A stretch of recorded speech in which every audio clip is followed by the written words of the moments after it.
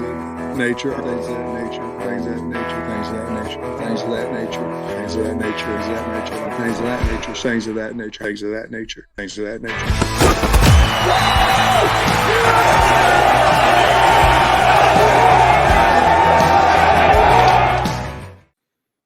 And good morning, everybody. Welcome into the Pot of That Nature pregame show. I'm Curtis Wilkerson, joined as always by Andrew Ellis of Inside Arkansas.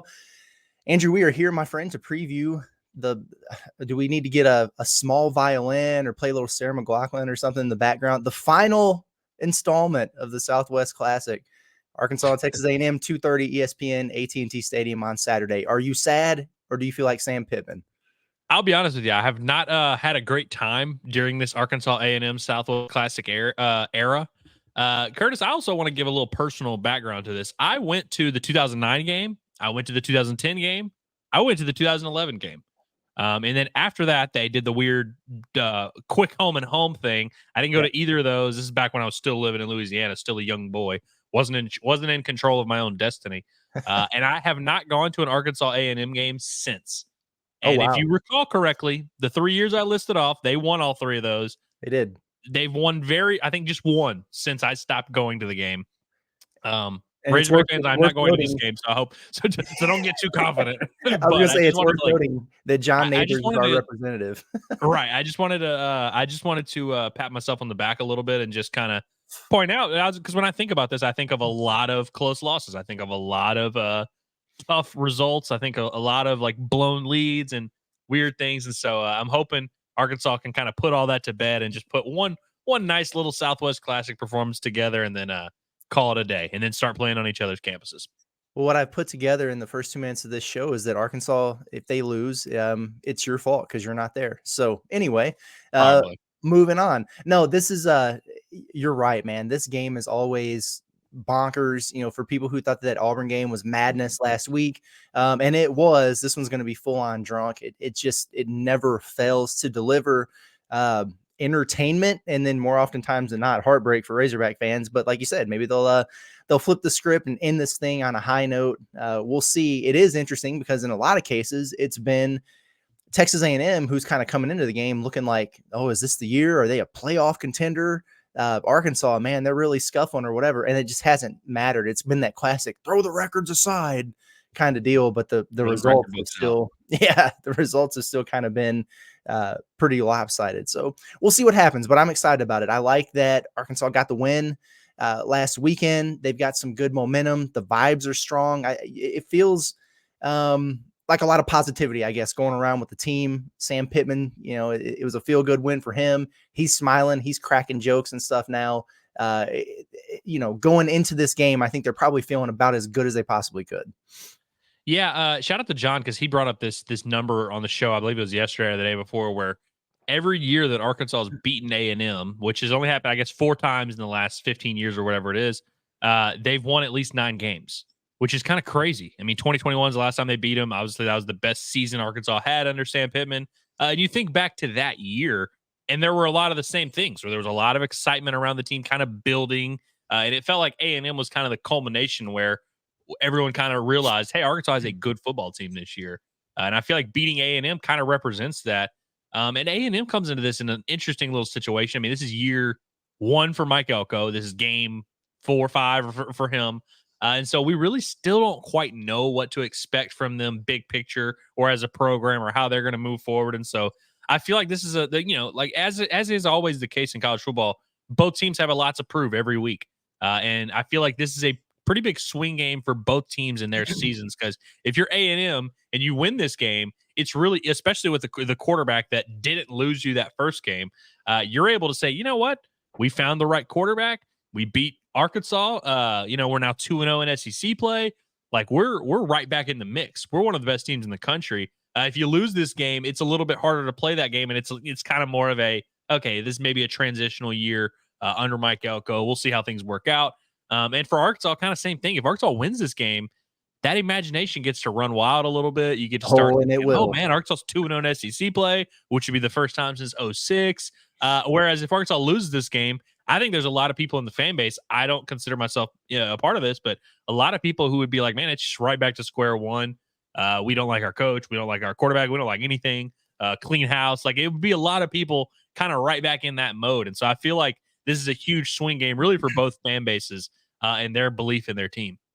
Yeah, no doubt about it, man. And before we get into it here, just to appease the older generation of our listeners who've probably been screaming at their screens for the last 5 minutes saying, do you know that Arkansas leads the all-time series against Texas A&M? It ain't all about the Southwest Classic at Arlington.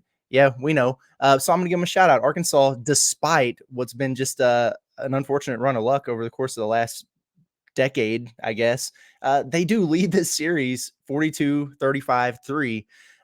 It's kind of crazy to think about, but it shows you, all those people who say back in my day, maybe there was something to that when it comes to Razorback fandom, man. But before we get into it, and we always go through some position battles that we think are key, some challenges that we like to throw out to some guys to see if they'll step up, bold predictions and all that. The SEC did release its first availability report for the week last night. And so I wanted to go through that real quick. And it changes. They'll put out another one, I think tonight, and another one Friday night. But then the final one is like 90 minutes before kickoff. But it gives you an idea of who to look for in terms of who's playing, who's not, whatever. For Arkansas, the guys who are out, no surprises there. Miguel Mitchell, Andreas Poskus still out. I think Sam said he was in concussion protocol. Shafre Brown, who we haven't seen for a while now, and then Patrick Kudus. The questionables, Jalen Braxton and Hudson Clark, which we kind of expected that to be the case. We'll see if they get one or both of those guys back. Running back Tyrell Reed, we haven't seen much of him. But with Rashad Dubinion out, if Reed's not able to go, then you've only got a handful of running backs there. And then Ty Washington was also listed as questionable, which surprised me a little bit. Wide receiver Monty Harrison probable. For the Aggies, running back Reuben Owens, defensive back Tyreek Chappell, and that's a big one. Both of those guys are out. Then a couple offensive linemen and Mark Naboo and TJ Shanahan are out for them. The big thing I think for the Aggies also is quarterback Connor Wegman. So it makes this a little bit complicated to talk about. He was the starter coming into the season. He was I guess in some ways kind of a phenom under Bobby Petrino for a few weeks there. They thought he was going to be the next best thing. He gets hurt. It hasn't looked like a good fit for him since coming back in Colin Klein's offense at Texas A&M, but he only played in a couple games. I think it's a throwing shoulder injury that he's dealing with. Questionable. We'll see. I get the hint that they're going to go with Marcel Reed, the dual threat quarterback, and we'll see what happens there. But obviously Mike Elko is being coy about that situation. Yeah, I think it's interesting that a lot of people have been talking about his injury status, where I think they have a decision to make at quarterback regardless. Exactly. Even if he was healthy as a horse, like I think they still need to figure some things out, especially given just how it looked in that game one. And I'm sure that his injury played into how bad he looked in game one. I'm not overlooking that aspect of the whole thing, but I definitely think that Marcel Reed, I mean, we'll talk about the matchup a little bit here in a second, but I feel like Marcel Reed is the quarterback Arkansas should be not fearing, because I don't think he's this guy that's just going to light you up for 400 yards. But what he does do is just bring a lot of stability to that A&M offense. And it seems like their operation has just been clicking at an all-time high, and their run game in particular has been really tough to slow down with Marcel Reed. He's been a big part of that. And so I think for Arkansas, it would almost be a little bit of a blessing in disguise if A&M did have their quote-unquote starting quarterback back in the mix to kind of throw some tension there. I mean, we saw Arkansas get a leg up against Auburn because they were starting the wrong quarterback. Could we see 2 weeks in a row Arkansas get a leg up on their opponent because they start the wrong quarterback? We shall see. I hope so. Oh man. Okay. Well, let's get into it. Let's talk about some of these position battles in this game that really stand out to us. Things that we think might be must wins for Arkansas. And this is I don't know, man. Like this kind of strikes me as a good old fashioned trench warfare kind of game on both sides of the football. I'll be anxious to see what you came up with. I have one outside of the individual respective lines for these teams, but I will start in the trenches. Let's go with Arkansas's defensive line against the Texas A&M offensive line. I'll go with that. This is interesting because Texas A&M is one of the few teams in the country that rushes for more yards than Arkansas does. Not by much, but both of these teams are top 10, maybe even top 5 in the country. It's kind of ridiculous.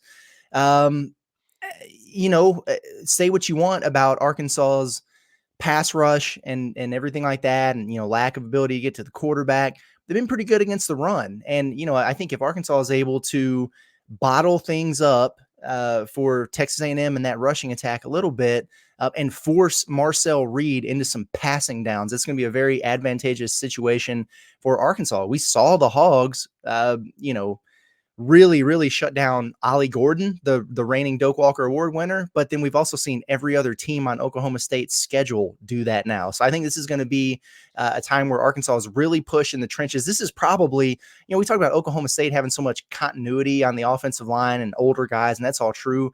But in terms of talent and just dudes up front, I think Texas A&M is probably going to be the stiffest challenge Arkansas has faced so far.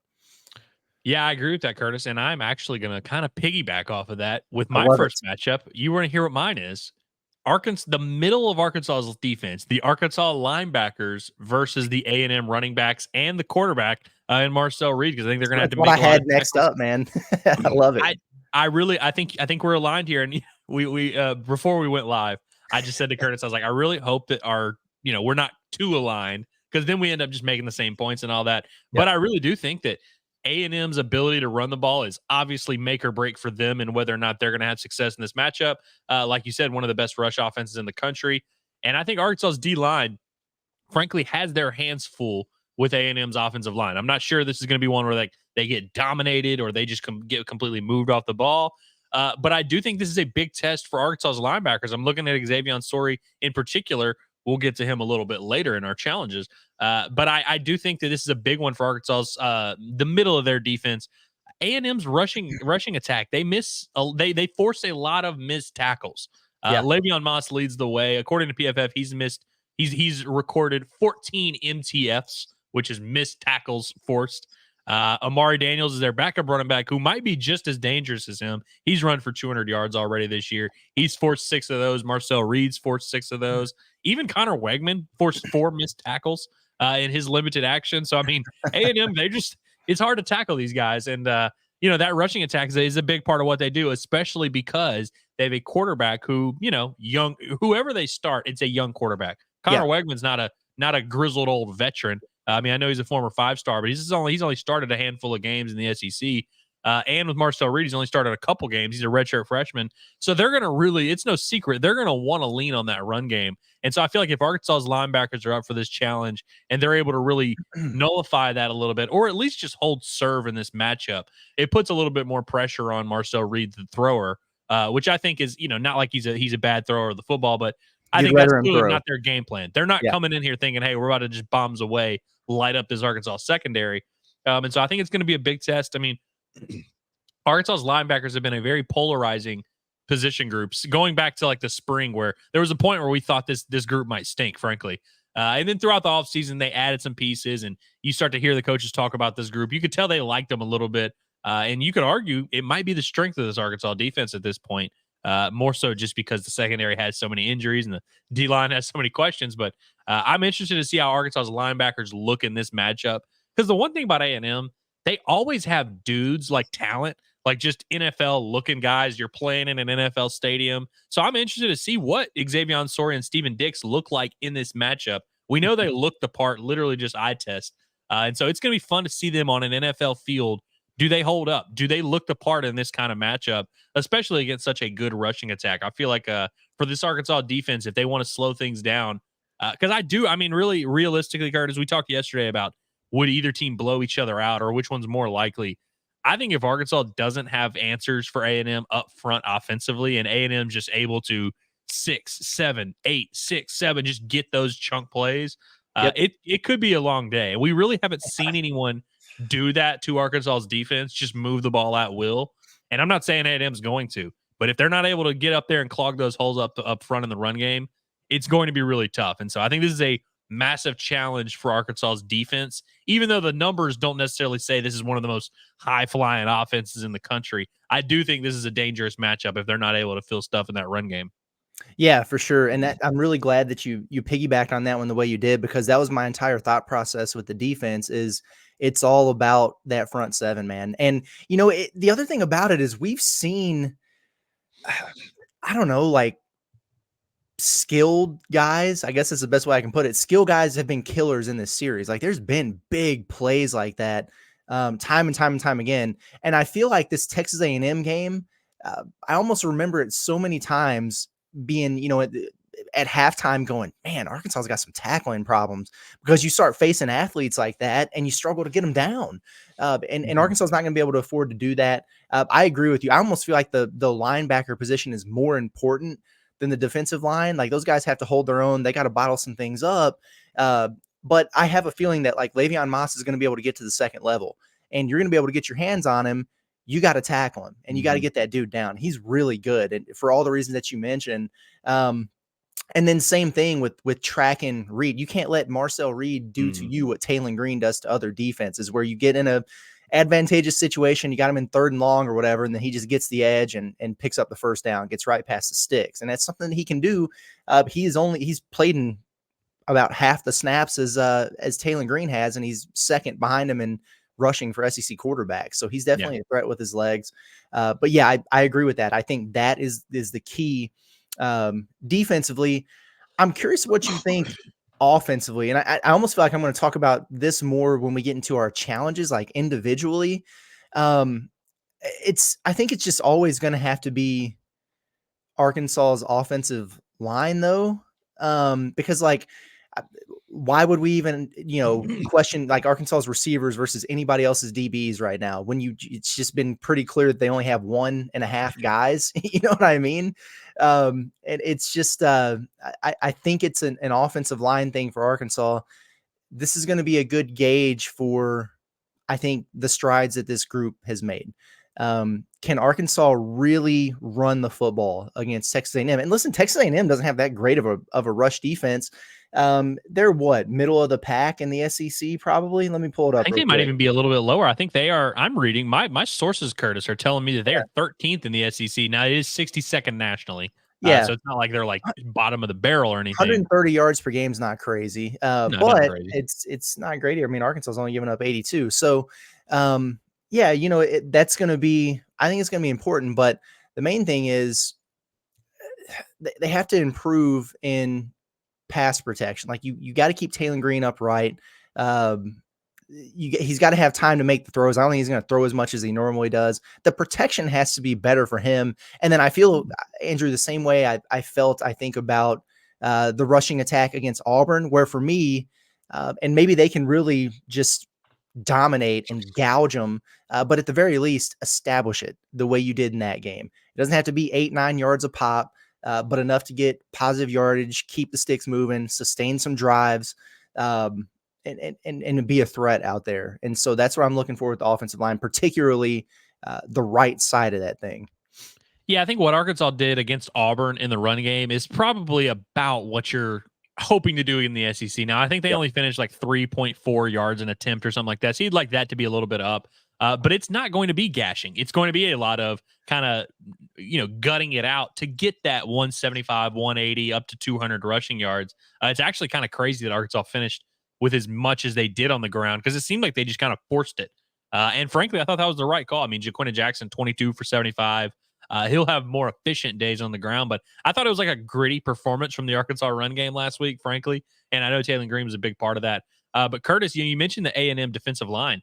It's weird. They're like the only team, not the only team, in the SEC who gets less sacks per game than Arkansas. Yeah, they're 15th in the SEC, 108th nationally, just over 1 sack per game, 1.3, which is kind of crazy.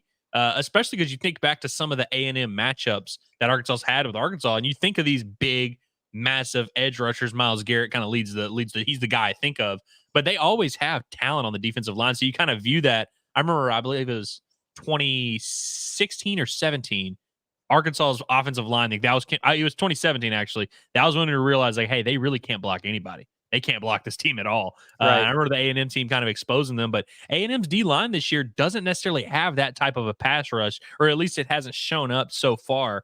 And so I'm curious to see. I know you mentioned that the Arkansas receivers, we really don't have much, but I got to be honest, Curtis, I'm being told this game's in a dome, which means that Arkansas should have a chance to throw the ball if they choose to do so. And A&M, if you look at A&M statistically, So in terms of like yardage, they're about middle of the pack in the SEC in pass defense.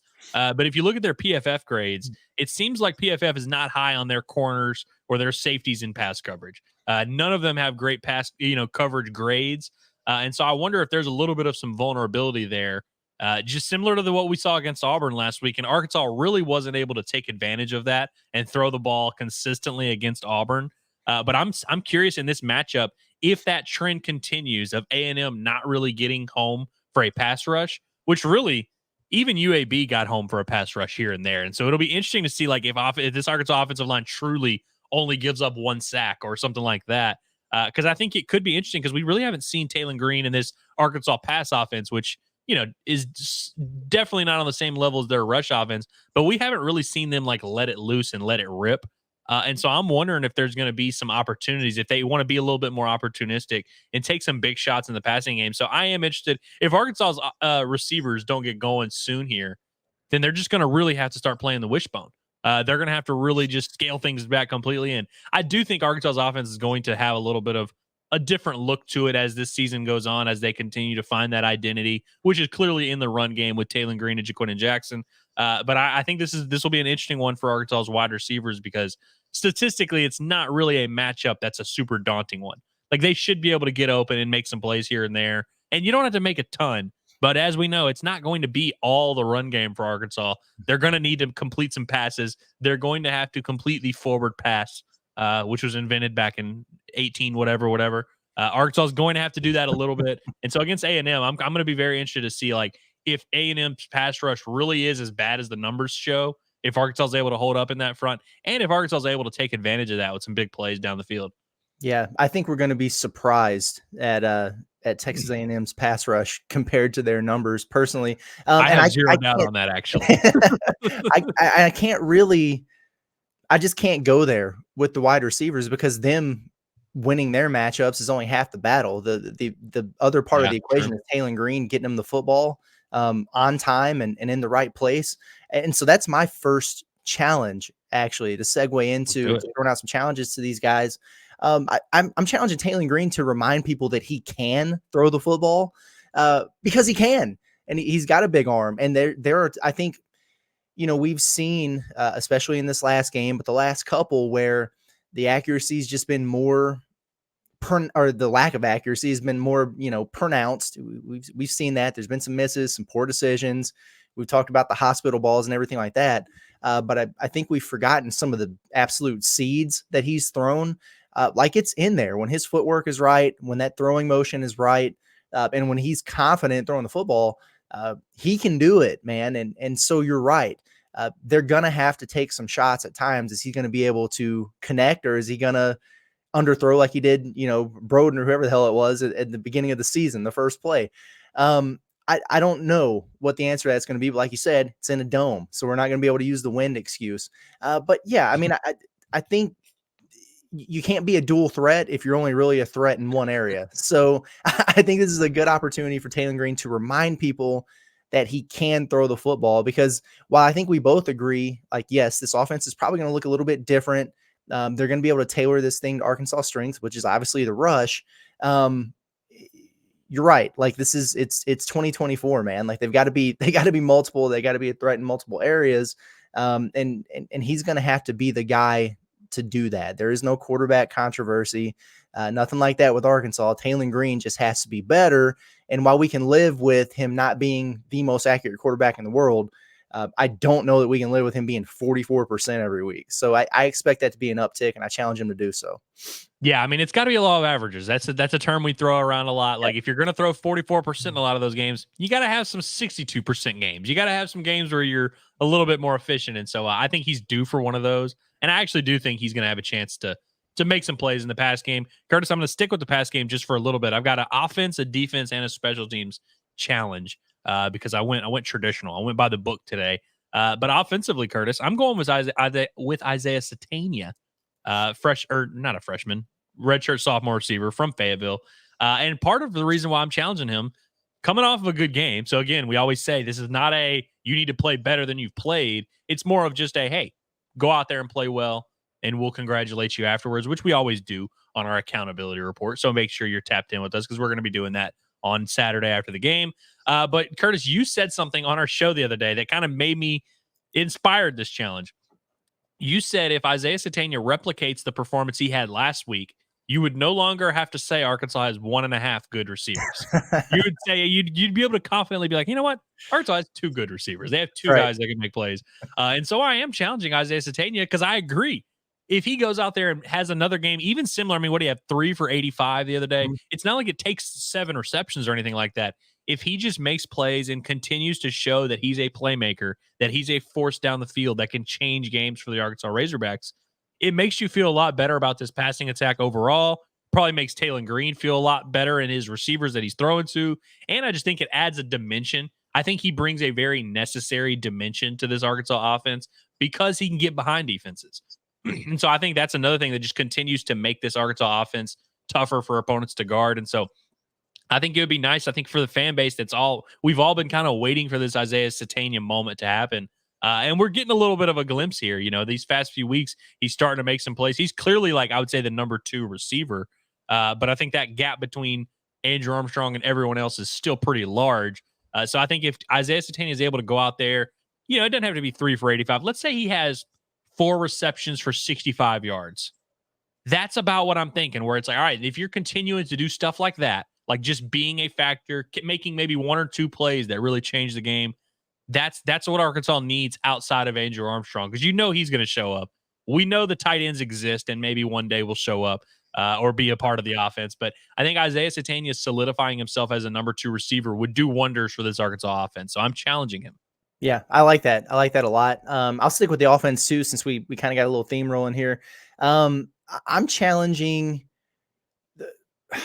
like I'm done doing I'm challenging Luke Has to have a big game, or I'm challenging, you know, Bobby Petrino to what. I'm not doing that. You've been successful with those though, with the Bobby Petrino challenge. Yeah. I'm challenging the right side of the offensive line to play well enough to where they're not the scapegoat for Luke Has not touching the football. That's what I'm doing. Because I've been getting irritated when I've heard people say this, like, well, the reason Luke Has isn't, you know, getting the football is because he's, you know, it's an offensive line thing. He's asked to block too much. And like, you're not wrong from that standpoint. Like, the coaches have said it themselves. He's been blocking more than, you know, maybe they thought he would have to, because of some of the protection issues they're having. Like, that's impacting things. My entire argument has been that the offensive line was dog water last year, and Dan Enos was still finding ways to get Luke Has the football. So I'm not really buying the thought that Dan Enos is a better mastermind of feeding the studs than Bobby Petrino is, but for whatever reason, it just isn't happening. So if the offensive line has been such an issue that it's preventing Arkansas from being able to get Luke Has the football, then I think the challenge is for the offensive line just to not be an issue so they can get Luke Has the football. But in all seriousness, like, I would love to see him get involved. He's too good of a player not to. He's too much of a weapon not to. And then, obviously, specifically, all jokes aside, that right side of the offensive line in particular, in pass pro, has got to be it's got to be better. And so, you know, Blackstock, I think if you watch, you know, Blackstock and Braun, when those two guys are locked in, it seems like Arkansas has more success throwing the football. And so my challenge is going to be to those guys in particular to pick it up a little bit. And listen, if you're going to run 2 tight ends out there, I don't know, just like have the other guy block and let Luke Has go make a play. I know it's not that simple, but my goodness, what are we doing here? Also, I just want to throw a little bit of cold water on all the people who continue to, like you say, keep saying, well, I mean, he's being asked to stay in and block. Curtis, you want to know how many times exactly Luke has been asked to stay in and block on a pass play? I would love to know. I would love to know. 7. Okay. It is 7 through 4 games. So look, all right, look, on those 7 snaps, of course, he couldn't catch a pass. Sure. It's not like it's been a thing that's been happening. He's run 90 routes. And he's been targeted 8 times. Thank you. Thank you. I'm like, let's just stop saying fake things that are not real to justify something that is inexcusable. Like, let's just stop doing that. And look, there's reasons for Luke Has not getting the football. Mm-hmm. I just think people are like clinging to weird ones. Like, oh, well, he's being asked to stay in and block. Well, you know, you can find this information on the internet. The answer is 7 times. It's happened 7 times in 4 games. So roughly twice a game, they ask him, hey, we need a little bit of help to chip off the edge. It's not like it's been a huge part of the offense. Luke has pass blocking. It just hasn't. In fact, his pass blocking numbers are horrible. So it's not even like they would want to do that if that were the case. Now, as a run blocker, he's very good. That has no correlation. Right. So I agree with you, Curtis. I just want to clear that up because I'm so tired of hearing the same thing. Well, he's being asked to block. What does him blocking in the run game have anything to do with him not catching the ball through the air? That's kind of part of tight end, is you do both. That's part of what it is. That's part of the gig. Curtis, now that I've gotten the rants out of the way, I'm going to move on to the defense. Okay. All right. We cover the offense, right? We're good on the we've challenged the offense effectively. Well, do you have one more? Well, not really. It can wait. Okay. I mean, you know what? I'll do my defense and we'll go back to your offense. All right, fine. Okay. Xavier Sorry. I teased it a little bit earlier. I talked about the linebackers. I think they're going to be huge in this matchup. When you face a running quarterback, obviously, like the defensive line getting to them and getting pressure and their pass rush lanes become important and stuff like that. You got to kind of funnel them in the pocket. All that's relevant. But a lot of times when running quarterbacks get loose, it's when they're able to make linebackers miss. And I touched on some of the missed tackles force numbers earlier. But I feel like Xavier Sorry, he's so athletic. He and Steven Dix both really, man. Like they really are like, They look the part, man. Like they look like SEC linebackers who have a chance to play in the NFL. They cover sideline to sideline. I think this is a big performance for Xavier Sorry to like kind of reassert himself as a real guy. I believe he had like 3 or 4 tackles against Auburn. He didn't play poorly. He graded out okay or whatever, but it wasn't one of those games where he really flashed. I feel like if Arkansas is going to have a big moment in this matchup against this A&M rush attack, we're going to need to see Xavier Sorry rack up like 10 to 12 tackles. No doubt. Auburn was throwing the ball a lot. So that's really a big reason why Arkansas's linebackers didn't rack up a ton of tackles last week because, you're throwing the ball. A lot of times it's Danico Slaughter or it's TJ Metcalf or it's someone in the secondary making that tackle. I don't think that's going to be the case this weekend. You know how there's always those games where the linebackers just rack up 15 tackles. It's because the team's running the ball a lot. And I think that's what's going to happen here. And so Xavier Sorry is going to be making a lot of those tackles. It's up to him to determine where those tackles take place. Are they going to be 2 yards? Or are they going to be 8 yards back? Or is he going to be getting knocked back? Or is he going to be tackling them from behind and just kind of shoving them out of bounds? I think I'm excited to watch Xavier Sorry play because I feel like he's been pretty good. He's been as advertised, as we've said. But I feel like this is a spot where he could really flash and jump off the screen and assert himself as one of the better linebackers in the SEC. And I would like to see him do that. And so Xavier Sorry is who I'm issuing my defensive challenge to. Now, Curtis, I will open the floor back up to you to go wherever direction you want to go with it. Yeah, no, I like that. I mean, I'm sticking with defense here, and it's interesting because I had a few different ways to go with this, and I'm actually gonna mention all of them, like 3 of them real quick here. One is you remember when Grant Morgan was getting 100 and some odd tackles, and Hayden Henry was getting 100 and some odd tackles, and Bumper Pool was doing the same thing. A lot of the reason why they were able to do that is because Arkansas had just a disruptor in the middle on that defensive line. That could command double teams, whatever. Yeah. So my challenge in this game is for Cam Ball to be that guy. So open it up for Xavier Sorry to be able to step in there and make those plays. I would really like to see that. It's not going to be one of those things where I challenge Landon Jackson for the 15th time. Texas A&M I thought you were doing it for sure. No, Texas A&M has given up 3 sacks all year. I'm sure this will be the game where he gets 2.5 or whatever, but I think this is a big Cam Ball game. So I definitely wanted to put one out there. And then I was thinking about the secondary. 2 things on my mind. One, when you did the before the Oklahoma State game, you're like, hey, I'm just challenging Andrew Armstrong. Like, if you're feeling up to it, play a little football, man. And then he came out there and it was all about like, hey, it's if you're healthy and you can go, this is a game where they really need you kind of deal. And he balled out. So I'm doing that with Jalen Braxton just in hopes that it works again and you get him back and he's out there. So that would be cool. But my main thing is it's a challenge to TJ Metcalf just to keep stacking these game record type performances. I'm not saying he has to go out there and get, 2 picks and a forced fumble or whatever again. But man, it feels like he's bordering on stardom here, like just a breakout player on the national level. And if you've got that on the back end, it changes so much. And I really think he could be that guy. So keep being disruptive in there. These Texas A&M games are always weird in Jerry world. And if there's a guy who can make it weird on the back end of that defense, it's probably TJ Metcalf, whether he's the one actually making the play, or like we said, he leads the league in assists, whether it's batting balls for somebody else to pick off or forcing a fumble or whatever. He can be that guy. So definitely challenging him to just keep doing what you're doing. No quiet games from TJ Metcalf. You're the man now. I love that. And Curtis, I really love when we're aligned in the way that we are today, because I kind of thought about mentioning TJ Metcalf in the same kind of vein, but I didn't want to like put pressure on him, and I also didn't want to seem like I was like, not satisfied with his performance last week or anything like that. So I'm glad you went that direction with it. Put pressure on him. I also love the Jalen Braxton angle of just like the Andrew Armstrong thing worked so well. Yeah, you inspired. Like, we got it. We had to mix that back in there. No challenge for Hat Trick Cuddy, huh? No challenge for Hat Trick Cuddy. If Fair John enough. was on here, I'm sure he'd have something. So do you have any more challenges, or do I need to close the show? I have one more, but you go ahead. I'm challenging Mr. Kyle Ramsey. There we go. Listen, I'm not saying you got to do anything crazy. And look, as a kicker, you can only do what you're asked to do. So hopefully he's only asked to kick, maybe one or two chip shot field goals here and there or whatever it is.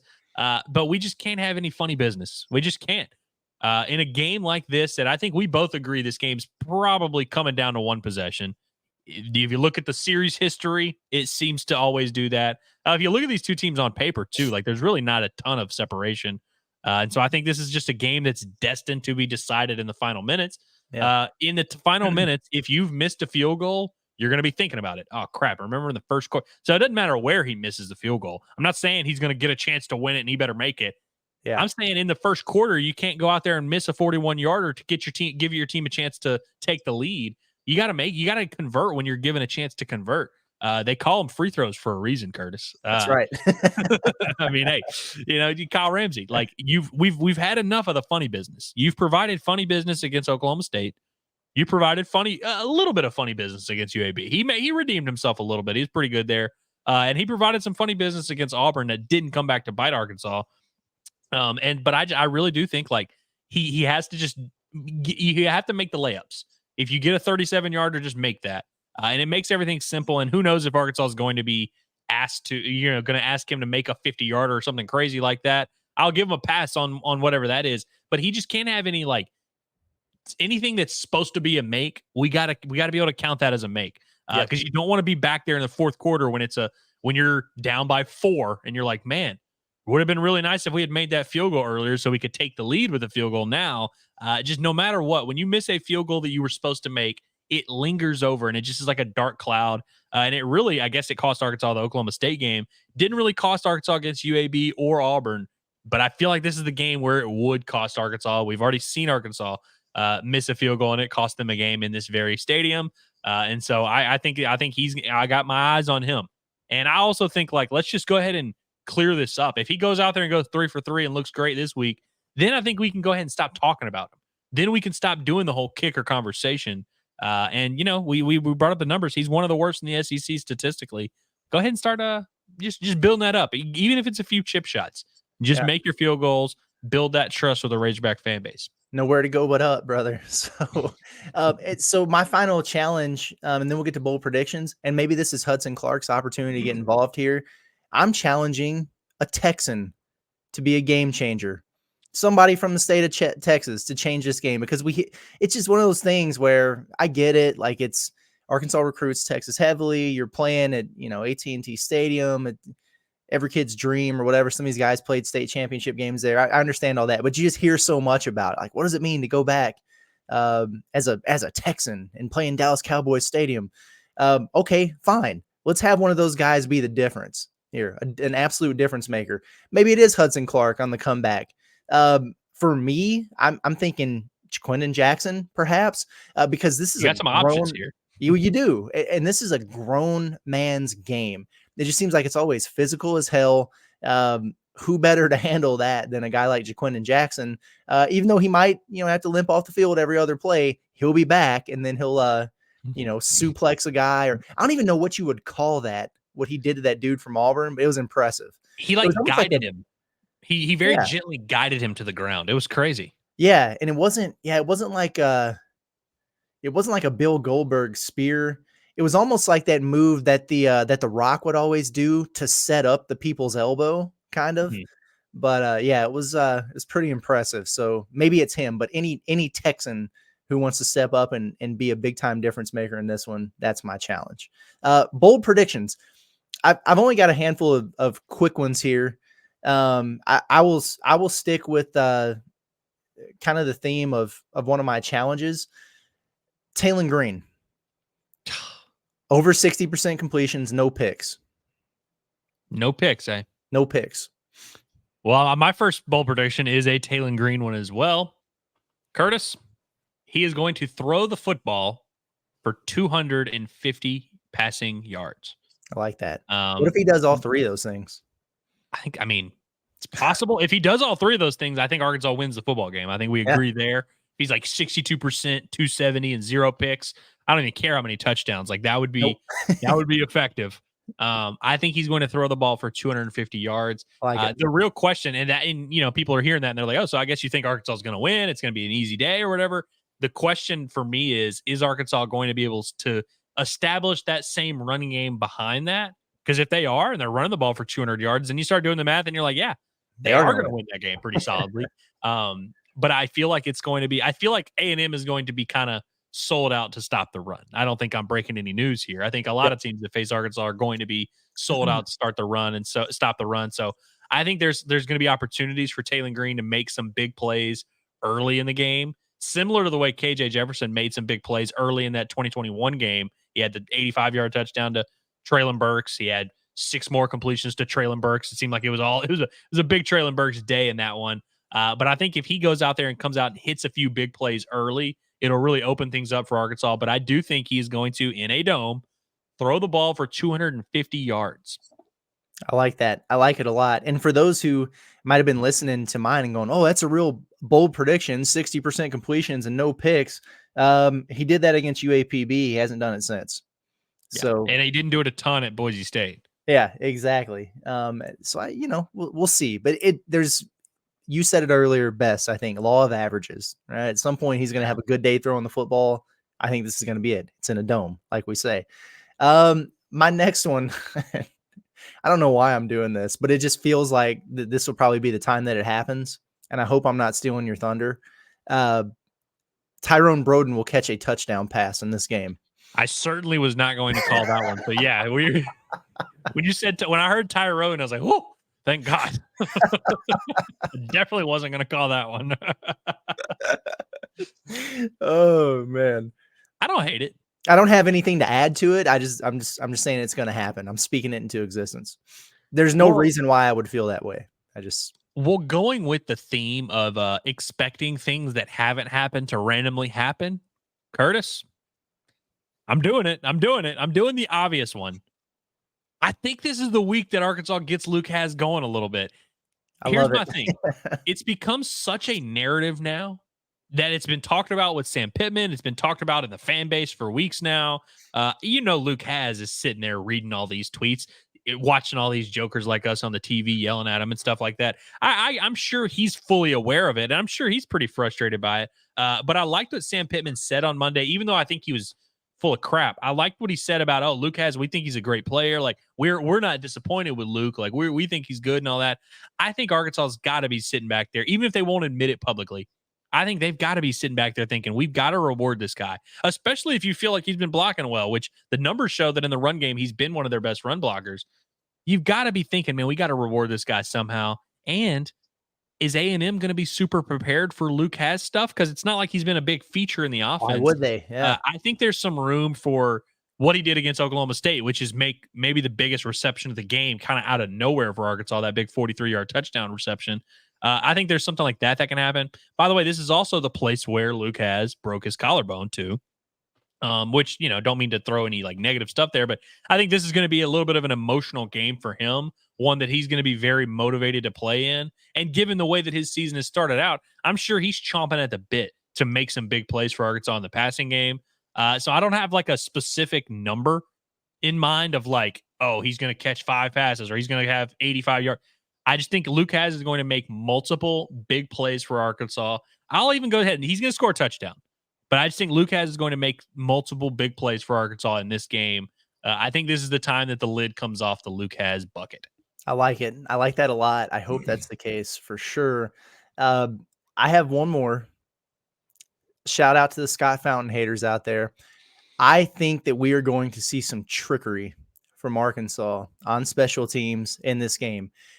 I would not be surprised at all if it's like opening drive.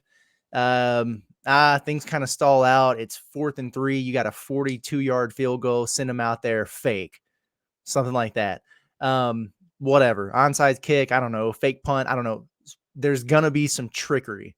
And it's gonna remind everybody of Arkansas at Alabama, where they burned Nick Saban and Sam Pittman's just over there with the biggest shit-eating grin on his face that you've ever seen.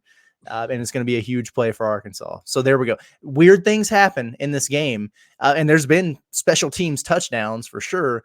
But trickery, it's coming. Don't sleep on Scott Fountain now. Shout out to Sam Irwin-Hill, who should have, he scored a touchdown in this game in 2014, and it should have been like the play of the game. It got overshadowed by Arkansas blowing a 21-point lead in the second half.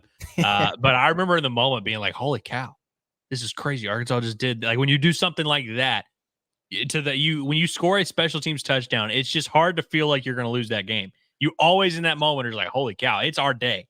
Like, It's our day if you're making plays like that on special teams. So that would certainly be something. By the way, Curtis, we haven't made our actual official predictions for the game yet. As soon as we get off of this, I'm going to challenge. I'm gonna type my stuff up and send it over to you, and I'll make my official prediction.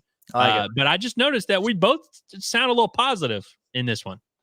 We do, and it's interesting because I think to last week and early in the week I was like, it's going to be the same old story. But by the end of the week, I was like, nah, you know what? I actually think Arkansas is a better team here. I think they're going to win this game, and I picked it to happen, and it did. I'm not going to lie to you. This week, beginning of the week, I was like, hey, I feel great about Arkansas's chances here. Love it. I'm picking them to win, and I still might. But the further along we've gotten the week, the more I've been like, I don't know, man. It's been the exact opposite. I mean, look, this week is why college football is awesome, because I've changed my mind a few times, and you can't really feel super confident if you're on either side of the coin here. If you're A&M, there's no way they're going into this game being like, oh yeah, we're about to smoke these dudes. We're about to smoke these dudes with a freshman quarterback who we still really aren't sure is good. And our defense has some holes in it. And they're probably looking at how Arkansas played against Auburn, and they're like, oh man, this is not an Arkansas team that just is inept. And so I think, there can't be a ton of confidence on either side. I haven't seen a ton of bickering amongst the fan base a ton here lately. No, it's interesting. But I'm getting off track. I have one more bowl prediction, Curtis. Okay. All right. I'm kind of running the same one back I had last week, where I said Arkansas was going to have 2 well-timed sacks against Auburn. And I think 2 sacks period is a feat against A&M, who, like you said, has allowed 3 sacks all season. Yeah. So that's notable. I think Arkansas is going to have 2 sacks in this game. And I'll even go as far as to say, if they don't get 2 sacks in this game, Curtis, they lose this game. They have to disrupt things somehow. They have to get this offense for A&M off schedule, off beat, off rhythm. And I think it's got to be well-timed situations, because you show the numbers, it's not like A&M's offensive line. There's a ton of holes there where you can really pick your spots and be like, oh, we can attack this guy. They don't give up much. It's been a really good group. Again, I think it's going to kind of lean on Travis Williams dialing something up. It's going to have to be pressure coming at a different time when they weren't expecting it or whatever. But I think Arkansas, if they're able to get back there and make a couple big plays in the backfield, I think it would be a big deal. And I kind of, in my brain, Curtis, I see it playing out. They get one in the first half, and then in the second half, they get one that's like all right, that was the big stop we needed. It's 3rd and 4. We thought they were about to convert and kick the game-winning field goal, but we came up with a big sack. I see something like that happening. I'm going Arkansas 2 sacks, and I'm also putting the caveat, if they don't get the 2 sacks, they might be in trouble. Wow. Well, there we go. I like it. No, I like it a lot. I think it makes good sense, man. So, we'll see how it all plays out. These have been a roller coaster. I love coming back, and it's always funny because we come back and do our accountability sessions afterwards, and there's always a handful of things where we're just like, nope, that didn't happen. Okay, moving on. There's just nothing else to say about it. But it has been crazy how we make these bold predictions, and we do try to get kind of outside the box and creative or whatever. And we've nailed some of them, and some of them we've been very, very close. And it just shows you how random the game of football can be. So the key, Curtis, is in coming up with a prediction that sounds bold. That's not really that bold. Yeah, like Jalen Green throwing for 250 yards. Really, frankly, this game could play out to where he won't even have to throw that well to get 250 yards. But it sounds edgy, and if it happens, people will be like, "Whoa, that guy Andrew, he's dialed in." Yeah, man, he's locked. So, okay. Any final thoughts before we get out of here? My final thoughts are, Curtis, I literally just made a prediction that involved Arkansas winning the game like 20 seconds ago. Mm-hmm. Even since then, I've kind of been like, well, I don't know. You know what I mean? Like, it's just one of those things. And look, I'm not saying I'm expecting Arkansas to lose, but I'm just telling you guys, like, being transparent, like, I really don't know what's going to happen in this game. Like, I really don't have a great feel. I have less of a feel for this game than I did for the Oklahoma State game, which frankly, I was pretty confident Arkansas was going to win. And the Auburn game, which I felt like not super confident. You actually threw out the number 91% right before the game, where you were feeling really good. I was probably more in that 85% range, but I felt like I had a good grasp of the matchup and how good both teams were. This one, I feel like it's dead even. Like, I really do think these teams are about the same, and so we'll see how it plays out. I think each team kind of has different strengths and weaknesses. Like the matchups that we talked about earlier are going to be a little fascinating. Man, I just can't wait. I'm really fired up for this game just to kind of see how it plays out. Obviously there's a lot of implications for us and for Arkansas and for both these teams, but like, I'm just excited to watch this matchup. I think it's a fun little chess match we're about to see play out. Yeah, if you are a Razorback fan and you think you're just going to be able to sit on your couch or at the stadium and watch this game without getting pissed off or feeling like you need to pull your hair out, probably, I don't know, half dozen times a quarter, you're crazy. That's going to happen. You just got to see what the final outcome is going to look like. We're excited about it, and we're definitely going to be back to talk about it. So we're going to get out of here, but before we do, make sure that you're tapped into everything we got going on. Get subscribed to our YouTube page, Inside Arkansas, wherever you get your podcast, Apple, Spotify, you name it. Pot of That Nature, go find it. We've got this in podcast form as well. And stay tuned in. Like we said, we got the pregame show here. We're going to come back and do our accountability and talk about how all these things played out. We're going to have the Pot of That Nature postgame show immediately following the final horn of this football game, win or loss. I'm sure that's not going to be entertaining at all. So stay tuned in with us. Appreciate everybody for being tapped in with us. For Andrew Ellis, it's been Curtis Wilkerson with Inside Arkansas. We will catch you guys very, very soon. Everybody have a good one.